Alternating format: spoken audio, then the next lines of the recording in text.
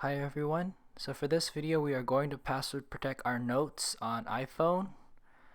So first thing we want to do is we definitely want to open up our notes app.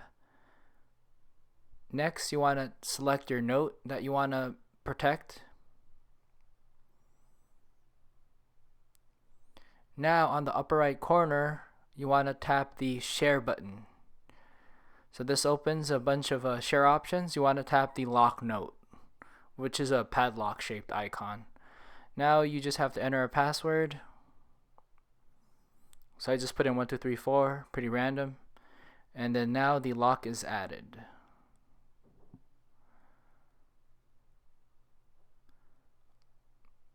So you can see that the note is locked. Now if I go back to the notes, you can see a padlock on the left side. So if I want to view the note, I just click view note and then I enter the password, or you can use your Touch ID as well if it's set up. Okay. Nice. Now if you want to remove the note, you just gotta swipe left and then you want to click the you want to tap the crossed off padlock and then you enter the password or ID and you're good. So yeah, that is pretty much it. So thank you everybody for watching.